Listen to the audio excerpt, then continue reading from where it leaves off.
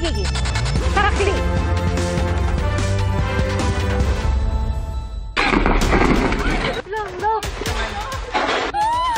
Lord, please send some help.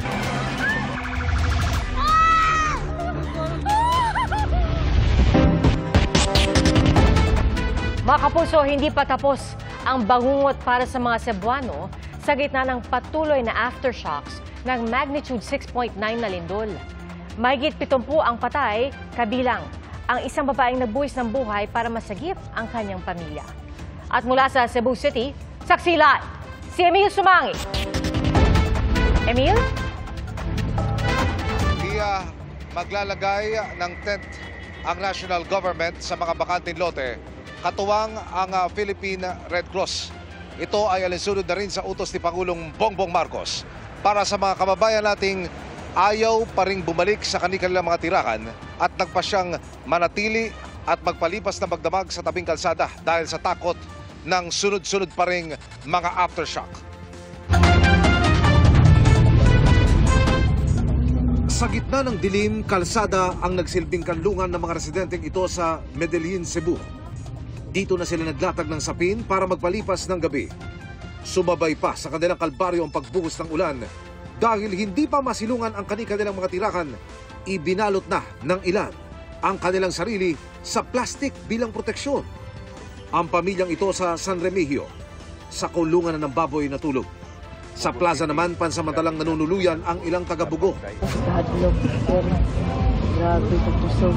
Wa pa ka mauli eh. Wala. Hindi mawala ang pangamba ng mga residente lalo't panay pa rin ang aftershocks na ayon sa FIVOX ay umabot na sa mahigit 2,000. Sa pagsikat ng araw, mas makikita ang matinding epekto ng magnitude 6.9 na lindol. Mga nananawagan ng tulong, pagkain at tubig ang bumungad sa amin sa bahaging ito ng Don Gregorio Antigua sa bayan ng Borbon. Bakit lumabas na kayo dito sa tabing kalsada at dala-dala nyo ito? Bakit? Manghingi na kami ng pagkain, tubig, at saka bigas. Yung bahay nyo, nauuwian nyo ba? Nasa labas na kami, natutulog. Hirap na yun, sir. Ang bahay ng magkapatid na senior citizen na sina Gavino at Leonora napadapa ng pagyanig. Yung kanilang bahay, hindi na ho itsurang bahay at mistulang sinalansan ng mga kahoy na lamang at nagdomino ho dahil po sa lakas ng lindol. Ang survivor na si Lolo Gavino, natagpuan namin malapit sa pagguho. Pilit niya hong kinukumpune yung mga piraso ng kawayan na tali, tapos may sako siya. Dito ho pala yung kanyang higaan, nagkasira-sira. Susubukan niya lahat para makabuo uli ng mapapakinabangan mula ho doon sa mga gamit na sinira ho ng lindol. Kaliwat kanan din ang bakas ng pinsala ng lindol sa San Remigio. Sa Purok Siniguela sa poblasyon, isang malaking uka sa lupa ang lumitaw. Yung uka ng lupa na yon, kailan ho lumitaw? Nung paglindol lang. Doon lang namin nalaman nung pag-evacuate na namin kasi nahulog doon yung pinsan ko. Tapos migaw siya na huwag daw dumaan doon. Kung simple ba yun o ano ba yun? Isa rin sa mga napuruhan ng sports complex na ito. Mga kapuso, restricted at hindi po pinahihintulutan ang sino mang makapasok dito po sa San Remigio Sports Complex. Sa kauna-unahang pagkakataon mula nang maganap ang lindol, ipakikita po namin sa inyo kung ano ang naging itsura ng damage sa loob po ng Coliseum mula nang maganap ang nasabing lindol. Sa impormasyong aming natanggap mula po sa mga otoridad, hindi po bababa sa 5 ang nasawi ng pawang mga manlalaro ng basketball sa isang liga ng madaganan ng mga gumuhong parte ng Coliseum. Tingnan nyo mga kapuso ang itsura ng pintuan pa lamang ng sports complex. Hindi na ho mapakikinabangan pa. At habang pumapasok ho, hanggang sa marating natin ang basketball court ng Coliseum, ganito po ang madaratnan. Hindi na rin mapapakinabangan dahil ang kisame at ang pader kailangan nang ipacheck sa mga otoridad dahil baka anumang oras gumuho dulot ng mga aftershocks. Mga kapuso, sa likod lamang ng San Remigio Sports Complex, matatagpuan ang opisina ng Traffic Department ng munisipalidad. Pero tingnan niyo po ang itsura ngayon ng tanggapan. Mistulang nawalan ng paa ang struktura bumigay ang mga poste at ang bubungan nasa flooring na. Sa aming pag-iikot sa San Remigio, nakilala ko si Gemma, ina ng isa sa mga nasawi sa pagguho sa sports complex. Tumayong referee ang bunsong anak niya na si Jude sa paliga ng Sangguniang Kabataan ng Barangay Poblasyon.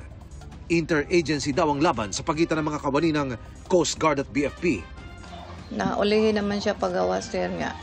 Ang motor na lang niya, isa na lang ditong nabilin sa kuan. Gawas niya.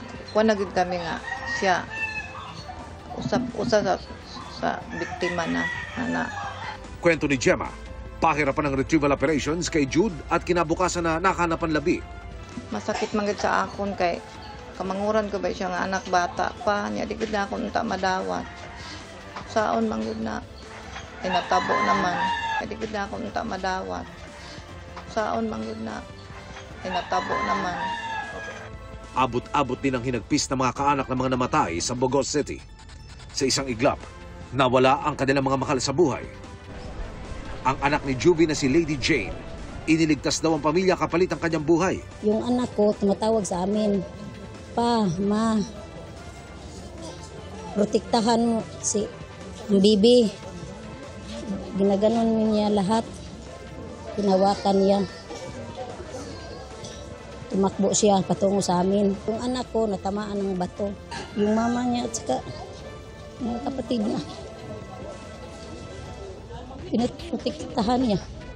Sabi ng tagapagsalita ng Office of Civil Defense, itinigil ng search and rescue at retrieval operations dahil wala na raw hinahanap ngayon. Lahat ay all accounted for na. Bago ito itigil, pahirapan ang operasyon na kinailangan ng gamitan ng mga jackhammer at iba pang heavy equipment.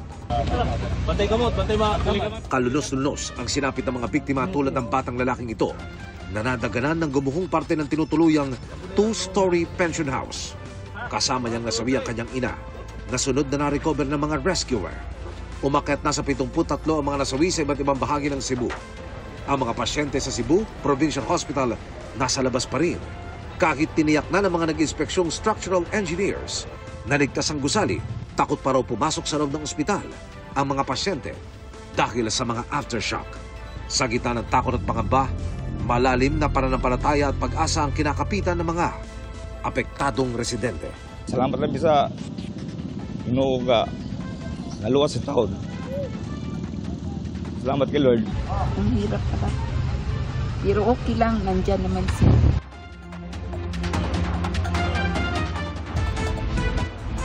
Pia, ito ang kalsadang patungong Northern Cebu, yung epicentro ng lindol.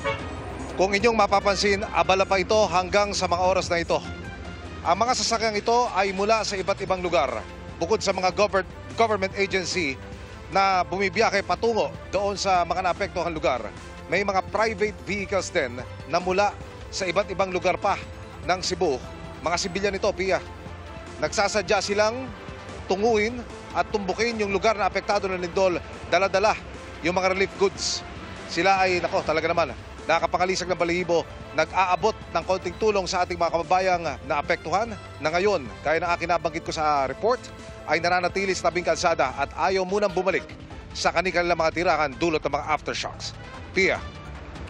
Emil, napakalaking bagay na hanggang sa mga oras na ito, talagang 24 oras yung pagdating ng tulong para sa mga kababayan natin na nakaligtas sa napakatinding lindol na ito. Pero Emil, kakamustahin ko kasi nabanggit mo yung structural integrity ng ilang mga gusali. Halimbawa, yung ospital hindi pa nakakabalik yung mga pasyente dahil may pangamba pa. Pero syempre may mga pribadong istruktura din na hindi naman agad-agad mapupuntahan ng mga structural engineer or ng mga city inspector. Ano ba ang abiso na binibigay sa kanila, sa mga residente? Halimbawa, mga dapat nahanapin na senyales sa kanilang mga bahay para matiyak na ligtas pang pasukin ito? O meron ba silang mga dapat hanapin, halimbawa mga maliliit na bitak? Safe pa ba yun na pasukin kahit maliit lang yung bitak? Pinapayuhan ng PHIVOLCS, maging ng LGU at ng mga barangay na nakakasakop sa mga lugar na naapektuhan ang mga residente na unang-una, tama ka Pia, i-verify o i-check yung pader na kanilang mga bahay kung may mga crack. Kung meron man, i-report ito agad sa barangay at ang barangay ang magre-report sa LGU naman para ipa-inspeksyon kaagad ang structural integrity ng kanilang mga bahay. Papunta naman dito sa mga national buildings o yung mga gusali na pag-aari ng gobyerno gaya na lamang ng Cebu Provincial Hospital na kanina lamang ayon na rin sa report ng ating kapusong si Susan Enriquez ay na-inspeksyon na. At ang binabanggit sa kanyang ulat, para bang sinasabi ng mga otoridad na ligtas na itong balikan at pwede na mag-operate muli ang ospital para sa mga pasyente. Pero nagpasya pa rin ang ilan sa ating mga kababayan, pati na yung ilan sa mga doktor na hindi na muna balikan ng tuluyan yung ospital para na rin sa kaligtasan ng lahat. So yung mga eskwelahan, yung iba pang mga istruktura rito na pinagawa ng gobyerno, yan, Pia, ang masasabi ko sa iyo, hindi pa rin nai-inspeksyon 100% mula na maganap ang lindol dahil unang-una, mukhang kulang sa tauhan. Kaya humihiram ang government offices, pati na ang LGU, ng mga tauhan mula sa mga karatig na probinsya, karatig na regions, para sila isakluluan dito sa pag-iinspeksyon ng mga istruktura kung pwede pa bang tirhan o kailangan na talagang lisanin at i-collapse para na rin sa kaligtasan ng lahat. Pia. Alright, Emil, mag-ingat kayo at maraming salamat sa iyo, Emil Sumangil. Bubuo po ng tent city si Pangulong Bongbong Marcos para sa mga nawalan ng tirahan sa Cebu dahil sa magnitude 6.9 na lindol. Nangako rin ang Office of the President ng 180 million pesos na halaga ng tulong para sa mga nasalanta. Saksi, si Femari Dumabok ng GMA Regional TV.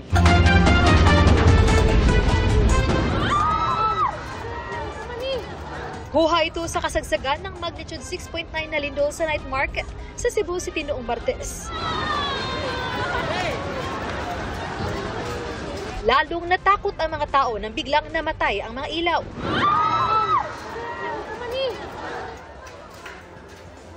Kanina, nagsagawa ng aerial inspection si Pangulong Bongbong Marcos sa iniwang pinsala ng lindol. Sa Bugo City, na itinuturing na ground zero ng lindol, pinuntahan ng Pangulo ang Archdiocesan Shrine and Parish of St. Vincent Ferrer sa Barangay Bungtod. 50 milyong pisong ayuda ang pangako ng Pangulo sa Cebu Province. Hiwalay pa ang tig 20 milyong piso para sa Bugo City, San Remigio at Sugod. Tig 10 milyong piso naman para sa Bantayan, Daan Bantayan, Madre Dejos, Midilien, Santa Fe, Tabugon at Tabuelan. 180 milyong piso ang kabuang halaga. Bugo will have electricity complete for the entire city by the end of today. Bukod pa doon, yung dinaanan naming ospital na nasa labas pa lahat ng pasyente, ang DPWH nakapagpadala na ng mga engineer, tinignan yung ospital at ngayon clear na nila, safe na yung ospital, pwedeng ibalik sa loob ang mga pasyente na. Binisita rin ng Pangulo ang Sitio Cogita, Barangay Pulang Bato sa Bugo City pa rin. 7 ang nasawi sa isang subdivision doon. Hiling ngayon ng mga residente na mabigyan sila ng pabahay sa mas ligtas na lugar. Sa pagkakaroon, ang mga nakadecide ang mga residente rin nagpuyo nga dilang isa na mamalik kay murang naagian nila katruma kay nang liki naman sa ilang kuan mga unit, sir. Nakipagpulong din kanina ang Pangulo sa mga alkalde ng iba't ibang LGU. At dahil hindi agad marirelocate ang mga nawalan ng tirahan, gagawa raw ng tent city. Gagawin natin, kukuha tayo ng mga tent na malalaki at itatayo natin kagaya ng sinabi ko sa ating mga LGU executives. At ito ay mabilis itayo at kahit umulan, hindi problema. Kaya titiyakin natin na may food supply, may water supply, may kuryente kung kailangan mag-genset. Mahigit 60,000 pamilya sa buong probinsya ang apektado ng lindol. Magbibigay ng cash assistance ang DSWD sa mga naulila ng mga nasawi. Sasagutin din daw nila ang mga bayarin sa pagpapalibing. Binuksan naman ng SSS ang Calamity Loan Program para sa mga apektado ng mga bagyo at ng lindol. Ayon naman sa National Electrification Administration, na ibalik na ang 85% ng kuryente sa Cebu Province. Inaasahang ngayong linggo ay maibabalik na ang buong linya ng kuryente. Sa Iloilo City, mahigit 30 eskwelahan ang napinsala ng lindol. Starting sa Monday, may shifting of classes kami dire. So ang mga grade, ang amo niya grade 1 and grade 2, amo ni sila ang morning and PM session, then ang room nga i-vacate nila amo nang pagasudlan sang amon nga grade 4. Pansamantala ring hindi magagamit ang mga classroom na nakitaan ng bitak sa ilang eskwelahan sa Bacolod City. Sang pag-earthquake, gin-inspect namon kagapon ang iya nga litik ng lapo sa piyak nga wall, which is delikado sa learner kag sa teacher. Kaya sa piyak nga room, lapito ya ang cheer sa mga kabataan. Para sa GMA Integrated News, ako si Marie Dumabok ng GMA Regional TV, ang inyong saksi. Pahirapan din ang supply ng tubig at pagkain sa bayan ng Medellin sa Cebu. 10 ang naitalang patay roon at saksi live si Ian Cruz. Ian? Pia, tulong nga ang patuloy na hiling ng ating mga kababayan dito sa Northern Cebu na matinding tinamaan ng malakas na lindol at Pia, ngayong magdamag ay inaasahang maraming mga residente dito ang magpapalipas pa rin ng magdamag sa mga open spaces dahil nga sa pangambang magkaroon muli ng mga aftershocks. At ngayon nga Pia, ito parang nakakarinig na naman tayo at nakakaramdam itong mga pagyanig dito sa kinaroroonan natin dito sa San Vicente Port, dito yan sa Bogo City, dito sa Cebu. Ginawa ko talaga ang lahat pero hindi ko talaga maangat yung... Labis ang hinagpis ni Cherry Ann dahil sa pagpanaw ng kanyang inang si Anyana Cueva, isang senior citizen. Nasawi ang kanyang ina matapos madaganan ng gumuho nilang bahay sa bayan ng Medellin dahil sa magnitude 6.9 na lindol sa Cebu. Doble pa ang pighati dahil katabing nakaburol ni Anyana ang kapatid na si Rolando Soliano na nadaganan din matapos gumuho ang kanilang tirahan. Nasa ospital pa ngayon ang anak ni Rolando na si Charlotte. Mga kapuso, kabilang po yung bahay na ito sa mga nawasak sa malakas na lindol dito sa Medellin, dito sa Cebu. Makikita po natin, no, talagang wasak na wasak yung bahay at wala talagang natira. Ayon nga dun sa kanilang kapitbahay ay isang matandang lalaki na senior citizen ang nasawi dito matapos ng madaganan itong guho at yung kanyang anak naman na dalaga ay nadala na raw sa ospital dahil nga sa mga pinsala nito sa iba't ibang bahagi ng katawan. Pagpasok namin, yung anak na niyang siging sumigaw, patulong sila sa amin. Yung tatay niya, nandun din sa ilalim. Parang walang malay na sir. Yung pag-angat niya namin, pagkuha sa yung bata niya, wala na siyang malay sir. Ay sa post ni Cebu Governor Pambari 4, 10 ang naitalang nasawi sa Medellin dahil sa lindol. Bukod sa nasirang mga bahay sa barangay Lamintac Sur, may napinsala ring paaralan. Sa isang tulay sa Medellin, dahan-dahan ang usad ng mga sasakyang dumaraan. Isang linya lang ang nagagamit doon matapos magkabitak-bitak ang tulay kasunod ng malakas sa pagyanig noong Martes ng gabi. Kaya po dahan-dahan lamang yung mga sasakyan na dumadaan dito. Talagang may mga parting ahon na malalalim yung bitak. Ayan po.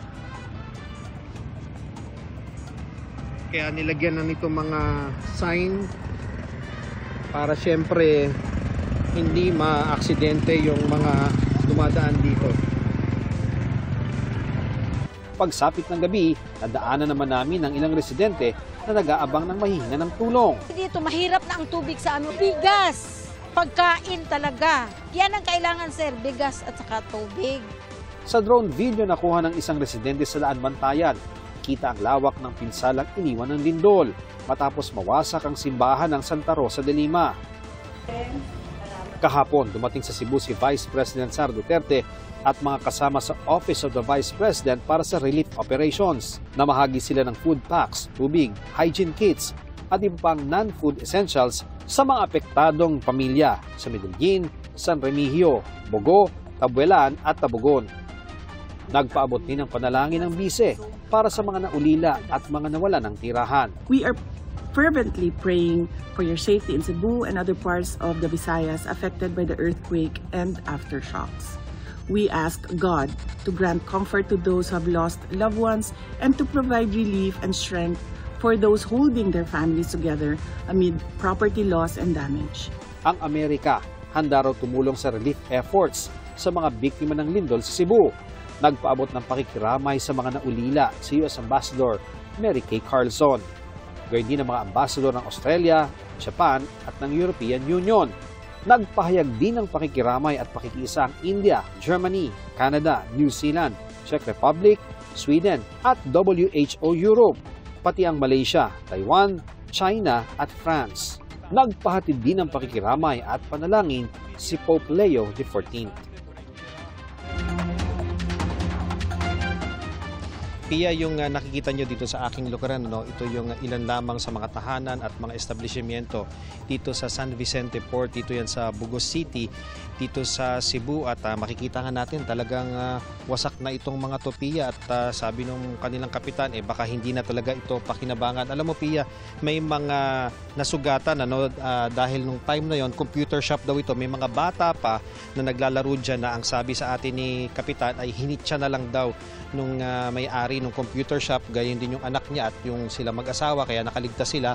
At dito naman sa establishment na to, ang kinikwento nila, meron daw nalaglag doon sa likuran dahil dagat, Pia, yung likod nito.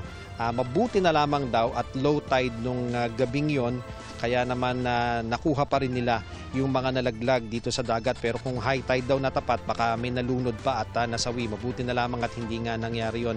At Pia, kanina nga nung tayo nagre-report sa iyo ay nakaramdam na naman tayo nung aftershocks. Medyo mahina lang ito at hindi naman ganong katindi, pero talagang nararamdaman pa rin. Kaya nga yan pa rin yung pangamba ng ating mga kababayan dito. Kaya hindi sila natutulog at pumapasok doon sa kanilang mga tahanan ay dahil nga nagkakaroon pa rin ng mga aftershocks at talagang may trauma pa ang ating mga kababayan. Ayaw muna nilang pumasok doon sa kanilang mga tahanan dahil nga baka daw magkaroon muli ng malakas sa pag-uga. Ay gusto kasi nila nasa open space na sila para anytime talagang mas ligtas daw sila kung sila ay mananatili doon. So yan muna ang latest mula rito sa Bugos City, dito sa Cebu. Para sa GMA Integrated News, ako si Ian Cruz, ang inyong saksi. Alright, Ian, una sa lahat, nabanggit mo nga na may aftershock at kanina habang pinapakilala mo or ini-introduce mo yung iyong report ay naramdaman mo yung aftershock. So una sa lahat, kayo ba'y nasa maayos na posisyon para pwede natin ipagpatuloy itong ating tanungan? Yes, Pia, nandito naman tayo sa open space, kalsada ito at yung distance naman natin dun sa likuran ay talagang may kalayuan. Talagang pinili din talaga ng ating team na mag-live tayo sa isang lugar na secure tayo kung sakali nga magkaroon ng pagyanig, Pia.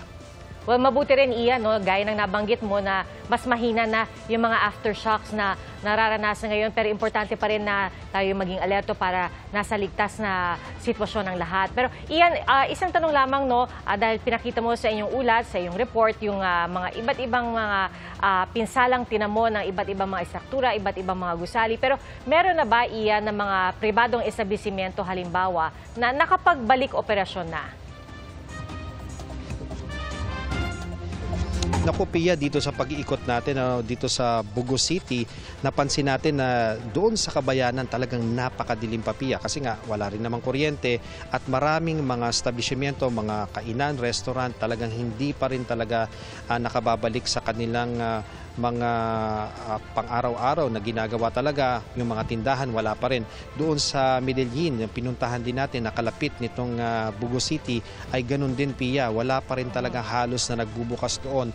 Kaya ang ating mga kababayan ay magtataka yung iba, bakit nanghihingi sila ng tubig, na umaasa sila magkakaroon ng mga pagkain na madadala dito dahil yun nga, sarado karamihan yung mabibilhan nila ng mga pagkain at iba pang mga supplies. Kaya mabuti naman, Pia, nung pumunta tayo dito sa Northern Cebu, alam mo, umabot tayo ng mahigit 4 na oras na biyahe mula doon sa Lapu-Lapu City doon sa Mactan, papunta nga dito sa Bogo at sa Medellin.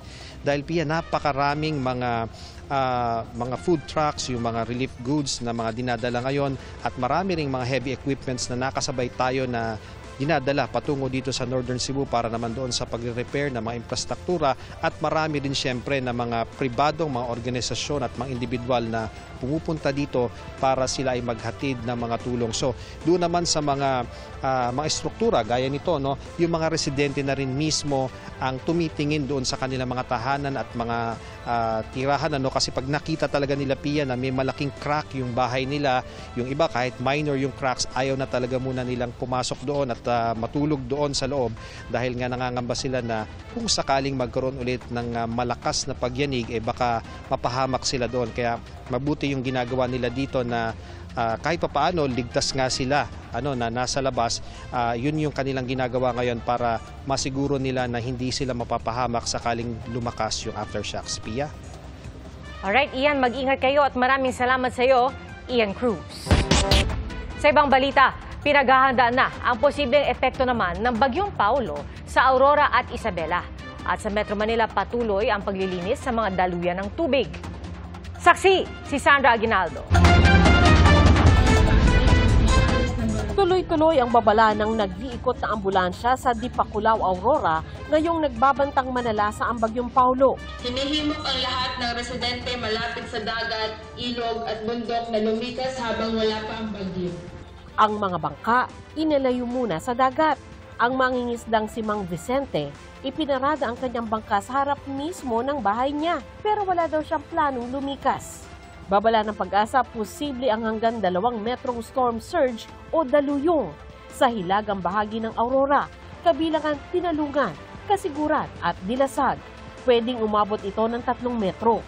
Sa Baler, nagpulong ang Aurora PDRRMO kasama si Governor Isidro Galban at doon natalakay na pwedeng umabot sa signal number 3 ang Northern Aurora. Pinapayuhang lumikas ang mga nakatira sa baybayin. Pinagbawalan na rin pumalaot ang mga sasakyang pandagat. Sa Ilagan City, Isabela, tinatalian na ng mga residente ang kanilang bubong. Nag-iimbak na rin sila ng pagkain. May banta rin ng storm surge sa baybayin ng Isabela. Nagkaroon na kami ng briefing. Lahat ng mga equipment, logistics ay naka-ready na.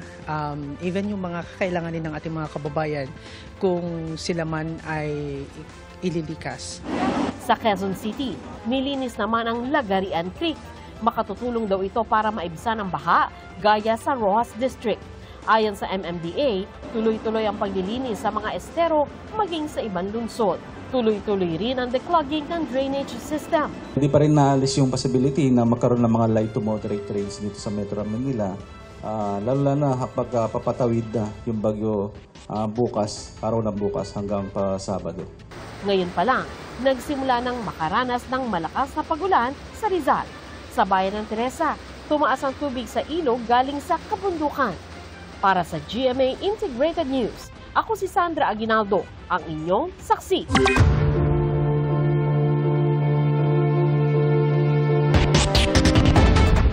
Nais paharapin ng Independent Commission for Infrastructure si dating DPWH Secretary at ngayon Senador Mark Villar. Sa gitna po yan ang investigasyon sa mga flood control project na ipinatupad noong siya pa ang kalihim. Saksi, si Maki Pulido. Sa susunod na linggo, si dating DPWH Secretary at ngayon Senador Mark Villar ang ipatatawag ng Independent Commission for Infrastructure o ICI. Uusisain ng komisyon ang pagpapatupad ng mga infrastructure project noong panahong kalihim si Villar ng DPWH noong Administrasyong Duterte. Kahapon, sinabi ng DOJ na iniimbestigahan nila si Villar dahil sa mga kontrata sa Las Piñas na nakuha ng kanyang pinsan noong panahong kalihim si Villar sa DPWH. Ayon sa DOJ, prohibited interest umano ito sa panig ni Villar. Sa isang pahayag, iginiit ni Villar na wala siyang pag-aari o kinokontrol na kumpanyang lumalahok sa mga proyekto ng DPWH. Mula 2016 hanggang 2021, wala raw siyang kaanak na nakakuha ng kontrata. Marami raw siyang ginawang reforma sa DPWH, kabilang ang pag-digitize ng datos ng DPWH para sa transparency, pagpapatupad ng 24/7 complaints hotline at paggamit ng drone sa monitoring. Dagdag ni Villar, suportado niya ang investigasyon ng ICI. There was an effort to set a meeting, pero wala pa ako response. Kasi nga, I'd rather it be done officially, transparently, officially, across the board. Ayon kay Justice Secretary Jesus Crispin Remulla, hihilingin din niya kay Senate President Tito Soto na payagan ang dating DPWH officials na sina Bryce Hernandez, JP Mendoza at Henry Alcantara na kunin ang kanilang mga cellphone at iba pang gadget. Gagamitin daw ang mga ito bilang ebidensya sa investigasyon sa flood control projects. Nakadetine ang 3 sa Senado matapos ma-cite in contempt sa pagdinig ng Senate Blue Ribbon Committee. Ang Anti-Money Laundering Council naman, sisimulan ng makipag-ugnayan sa kanilang foreign counterparts. Hihilingin ang anumang impormasyon ukol sa financial at real estate assets na mga nadadawit sa anomalya sa flood control projects. Gustong malaman ng AMLC kung nagamit ba ang mga ninakaw na pera para ipambili ng mga ari-arian abroad o di kaya'y dineposito sa mga offshore account. Example, kung isang corrupt official ay merong foreign accounts or assets sa Europa, for example, o sa Asia, tatanungin po namin sa FIU sa isang bansa sa Asia, counterpart, FIU pwedeng nyo bang malaman kung ano mga financial transactions, kung ano mga assets, bank accounts ng taong ito. Kung may matumbok na mga ari-arian o bank deposit, maaaring i-request ng AMLC na i-freeze ang mga ito. Pag na-freeze na po yung asset, gagamitin po natin yung mekanismo ng mutual legal assistance wherein we will request or also our counterpart to file a civil forfeiture case dun sa bansang yon. Ang tawag po dyan, may asset recovery system. Sa Pilipinas, umabot na sa 1,563 bank accounts, 54 insurance policies, 154 na mga sasakyan, 30 properties at 12 e-wallets ang napafreeze ng AMLC. Sabi ng AMLC, sa susunod na batch ng freeze order, kasama na pati cryptocurrency na mga personalidad na dawit sa anomalya. Sa mga virtual asset exchanges dito sa Pilipinas, na subject ang virtual asset na yan o cryptocurrency ng freeze order ng Court of Appeals. Therefore, hindi pwedeng ibenta, hindi pwedeng i-transfer. Para sa GMA Integrated News, ako si Maki Pulido, ang inyong saksi. Makapal na usok at nagngangalit na apoy ang lumamon sa bodega ng plastic sa Valenzuela City. Umabot ang sunog sa ikatlong alarma. Sinuspindi naman ang klase sa ilang eskwelahan malapit sa nasunog na bodega. Inaalam pa ang sanhi ng sunog at ang halaga ng pinsala sa ari-arian. Hindi dumalo si Vice President Sara Duterte o kahit sinong kinatawan ng kanyang tanggapan sa budget deliberation ng Kamara. Sa sulat na binasa ni House Committee on Appropriations, Vice Chairman Representative Jose Alvarez, naglatag ng 2 kondisyon ang Vice Presidente. Una, dadalo raw siya kung pupunta rin si Pangulong Bongbong Marcos sa budget deliberation ng Office of the President. Ikalawa naman ang pag-alis sa 7 opisyal ng OVP sa Immigration Lookout Bulletin Order. Dahil po sa hindi pagdalo ng mga kinataman ng OVP, si Congressman Alvarez, na sponsor ng budget ng OVP, ang magtatanggol na raw sa budget. Hindi na raw sila makakatugon sa sulat dahil huling araw na ng deliberasyon. Muling nanaig ang bayanihan sa gitna ng panibagong pagsubok na dumaan sa bansa kasunod ng magnitude 6.9 na lindol. Inilunsad ni Cebu Archbishop Alberto Uy ang Adopt a Parish program kung saan tutulungan ng ibang parokya na sagipin ang mga simbahang apektado ng lindol. Sa bayan ng Liloan, ipinaabot ng 2 babae sa GMA Regional TV ang paninda nilang mga pancake para ipamahagi sa mga apektado ng lindol. Nagpadala na rin ng tulong ang lokal na pamahalaan ng Ilocos Norte, habang ang ilang tauhan naman ng Manila MDR-RMO tumulak na rin pa Cebu kanina para tumulong sa search and rescue operations sa mga lugar na niyanig ng lindol. Mga kapuso, ngayong gabi, nais po naming magpasalamat sa patuloy ninyong pagsusuporta sa saksi sa nakalipas na 30 taon. Mula po noon hanggang ngayon, tinanggap niyo po kami sa inyong mga tahanan at sama-sama po nating sinaksihan ang malalaking balita na umukit ng kasaysayan. Ito ang sama-sama nating palitin. Saksihan! Ang longest-running Kapuso newscast na gabi-gabing tinututukan, 30 taon na. Sama-sama tayong magiging karakling.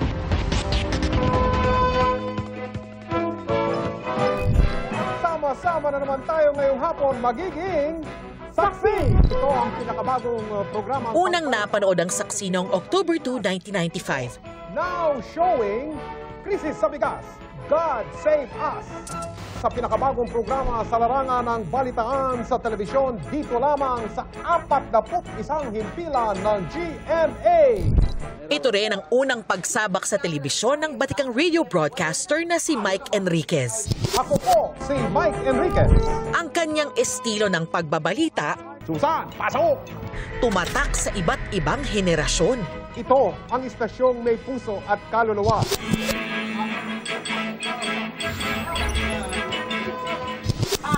Taong 1996 nang maging anchor din ng Saksi si Mel Tiangco. GMA Weather Center. Walang epekto sa presyo ng mga bilihin. Ito po ay bilang serbisyo publiko ng GMA. Mel Tiangco po. Sa Lunes po ang Saksi. Ang 15 minutong balitaan noon tuwing 5:45 ng hapon, hitik sa impormasyon at laging nasa gitna ng aksyon. Oy, hindi matay. Teka.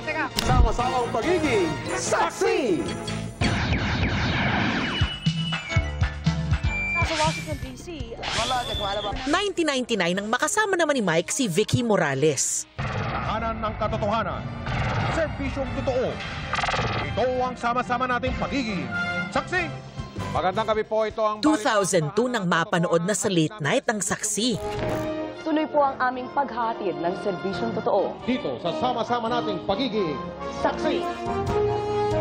Ang coverage ng Saksi sa Bagyong Florita noong 2002, nagkamit ng World Gold Medal for Best Newscast sa prestihiyosong New York Festivals. Samantala, sa pagpapatuloy po ng... Ito ang unang pagkakataon na isang news program mula sa Pilipinas at sa buong Asya ang nanalo.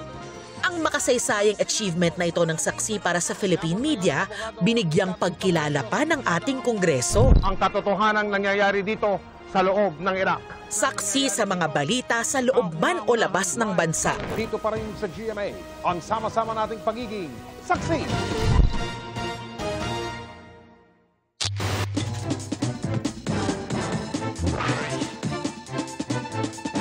Makisaksi sa inyo naging isang liga ng katotohanan. Ako naman, Arnold Glavio. Mga pangyayaring binusisi sa ngalan ng serbisyong totoo.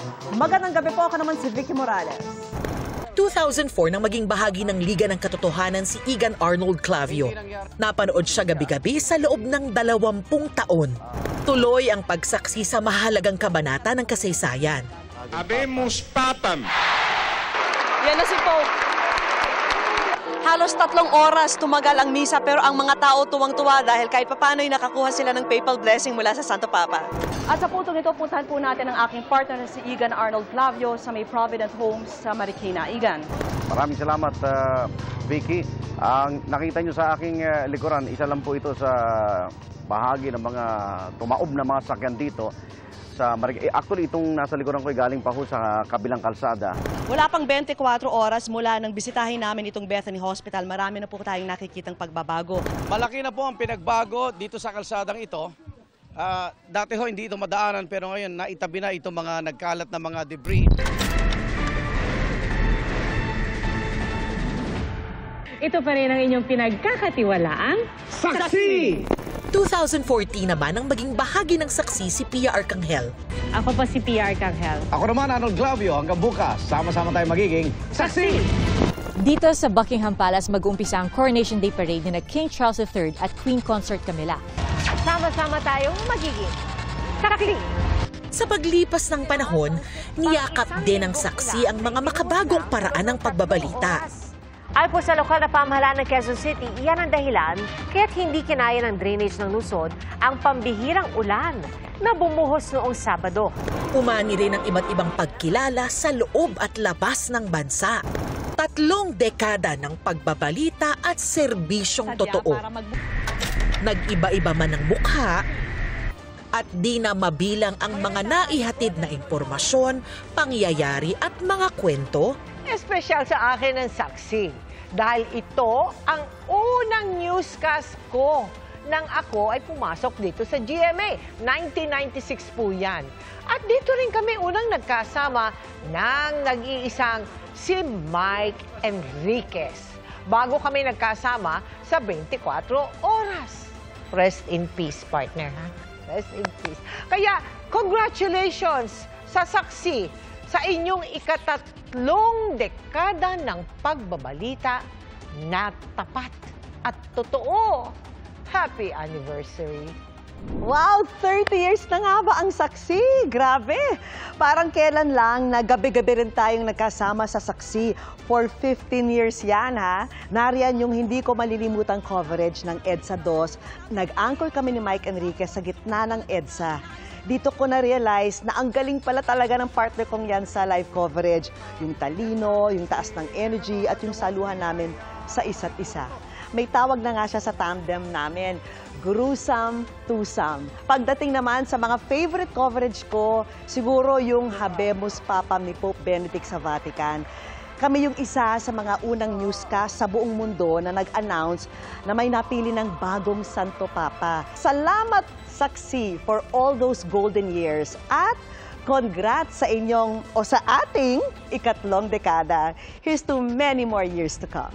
Maraming salamat po sa pagkakataong naging bahagi ako ng saksi. Isa ito sa hindi ko makakalimutan sa aking propesyon. Kaya kahit wala na po ako ngayon sa saksi, lagi tayong maging mulat at sama-sama pa rin tayong magiging saksi sa katotohanan. Una sa lahat, hindi ko na-realize na 11 years na pala ako sa saksi. Ang bilis talaga ng panahon, no? Lalo na, I guess ito yung sinasabi nila na kapag gusto mo yung ginagawa mo, hindi mo nararamdaman yung paglipas na mahabang panahon. I'm very grateful na nandito ako sa saksi kasi, syempre, bago pa man ako pumasok sa GMA, ito na yung pinapanood ko. At pinangarap ko na maging bahagi ng isang very iconic newscast tulad ng saksi. Kinukwento ko to sa anak ko nung bago akong reporter, parang ginagawa ko pag nasa harap ako ng salamin sa bahay, pinapractice ko yung saksi na may kasamang turo. Pinangarap ko talaga na maging bahagi ng programang ito. Saksi! Maraming salamat po sa gabi-gabi ninyong pagsubaybay at pagpapapasok sa amin sa inyong mga tahanan.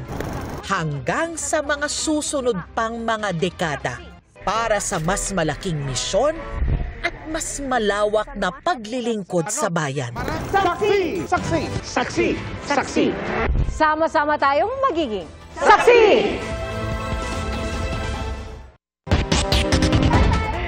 Sir Mike, Tita Bel, Igan, Vicky, Ma'am Jess, maraming salamat po. Kayo po ang nanguna at nagbigay daan sa aming 30 o sa ating 30 taong pagiging saksi. At mga kapuso, taus-pusong pasasalamat po sa inyong pagsaksi sa nakalipas na 3 dekada at hanggang sa mga susunod pang taon.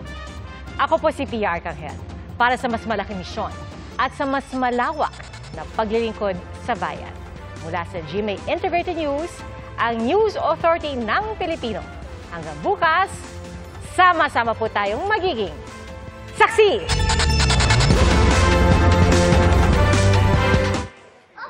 Saksi!